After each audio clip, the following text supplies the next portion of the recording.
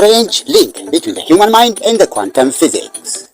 Albert Einstein's theory of general relativity and the theory of special relativity are by far the most studied and analyzed theories of the universe that help us understand the universe better than ever. The world witnessed that the theories are in fact workable theories more than any other theory in physics. On the other side of this theory, there is a field called quantum mechanics. This theory deals with the smallest particles of an atom and studies the behaviors of the particles in every detailed fashion. Things like why electrons and protons behave the way they do, why they spin and why they get the orbit, that is, its random direction or determined path at first, are the domains of quantum mechanics. This field of physics, though new in comparison to general relativity theory, is also useful in understanding the nature and mechanics of the universe. There is another field of study called consciousness. This field is special that scientists from different fields of study try to understand it and tries to solve its puzzles. What is weird is that nobody knows what exactly consciousness is yet. Accordingly, scientists from all other fields of study have tried to give a meaning to it and they put many assumptions about its nature. But still, there is no full consensus as to what exactly consciousness is. In quantum mechanics too, a similar situation is observed when scientists study the interactions of the smallest particles of an atom and are able to learn lots of things. But it's not clear as to why particles behave in such a way.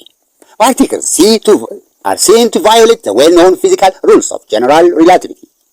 Mysterious to know that there seem to exist laws that govern the behaviors of particles other than the known laws of physics, indicating an entirely new array of laws to exist in the universe we know how works. Since the situation where quantum mechanics and general relativity theory are inconsistent to one another, today scientists are trying to solve the puzzle that is created with this inconsistency. Put simply, scientists are trying to merge the theory of general relativity and quantum mechanics and come up with a unified theory. The theory of everything, they call it. Both consciousness and the theory of everything are the most unsolved puzzles of the 21st century physical science. In this regard, it's important to mention the saying of Richard Feynman, a great scientist of the 21st century, which states as, "No one truly understands quantum mechanics." Interestingly, Feynman could easily as well be talking about the equally intricate problems of consciousness. Although there are scientists who claim that consciousness is just an illusion, there are a good number of scientists, on the contrary, who claim that we don't even know what consciousness is all about, or what it is, or where it comes from in the first place. The mysteries of consciousness are age-old ones, but no scientist is still able to solve the puzzle. According to the question prompted scientists to turn their focus to quantum mechanics to explain consciousness. There are a considerable number of scientists who claim that there is a good connection between quantum mechanics and consciousness. But this relation can't answer the question what goes like how can one unsolved mystery be explained by another. What is consciousness? For scientists, it's difficult to define consciousness. It's like trying to answer the question, why am I me? How is my consciousness different from the consciousness of a cat? Why do I perceive the universe this way and not the other way? Fortunately, there are scientists who can answer such few, if not all complicated questions. These scientists, for instance, try to answer the question about what consciousness is. For instance, the cognitive philosopher Daniel Dennett, who is a professor at Tufts University in USA, in his book called From Bacteria to Batch and Back, talks about how the biological process in human body creates a stream of thoughts and images. This professor believes that what each one of us see as a tiny film in our eyes is an illusion created by our brain. Meaning, our brains create illusions and defy us every day, and that reality is different from our illusion, and therefore the functions of the brain.